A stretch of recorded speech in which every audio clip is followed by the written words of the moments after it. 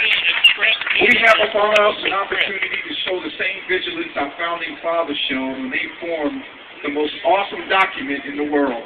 It is called the Constitution of the United States. Let me just pause and emphasize, I know we're having a good time, our energy is high, we're clapping, but we also want you to know the seriousness of the moment Thanks a lot. and how imperative it is for each of us to take a serious look in the mirror Okay, and do you find have out how any much we're willing to sacrifice in 2010 to take this country back. How many conservative women do we have out there? Talking to better than that. That's what I'm talking about. I can't hear you anymore. It's too loud. Let me tell you something. You are very All right, powerful as women. Do you not see some of the statistics that are coming out about women now that have to go to work? I believe part of the strategy, and it's just my own opinion, is to get wives and our mothers back out into the workforce. There's nothing wrong with working, but when it becomes a demand, this is not the liberty and freedom that we want in America. You women are powerful. My wife wants to share with you real briefly what she believes about the power of a conservative woman. We just celebrated 24 years of marriage.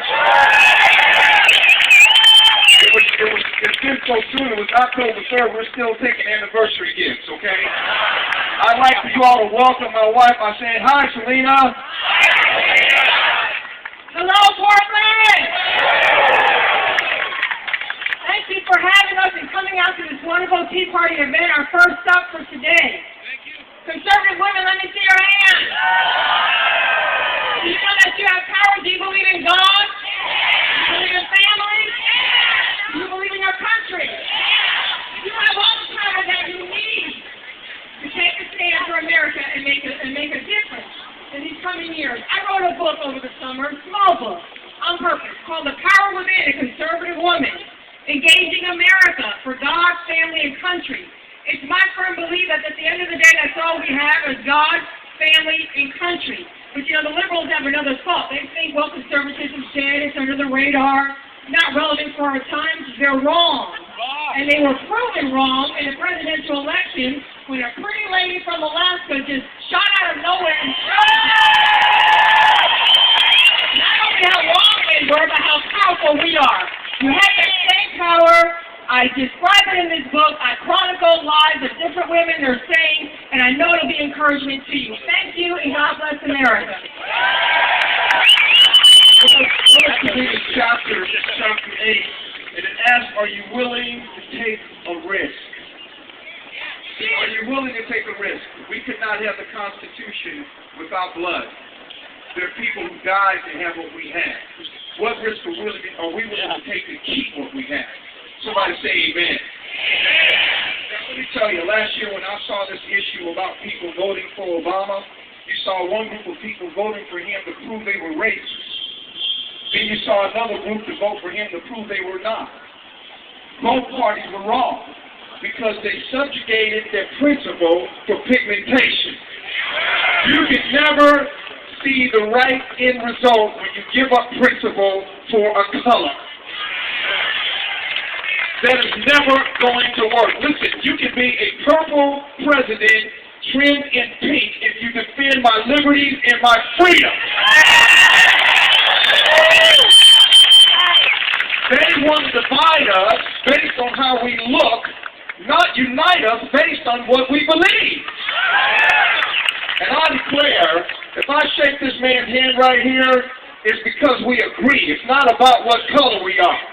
And if you love God, family, and country, you are more my brother, my sister, and my mother than anyone who looks like me. Let me tell you, it was on this premise that I investigated the issue of why so many black Americans were voted for Obama. But let me be fair. He could not have become president without middle-class white America putting him there. So we both dropped the ball.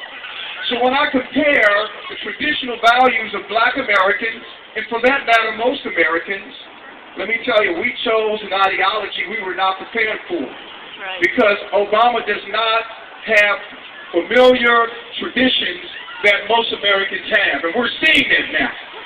I compare him with Dr. Martin Luther King, That did not take a lot of effort at all.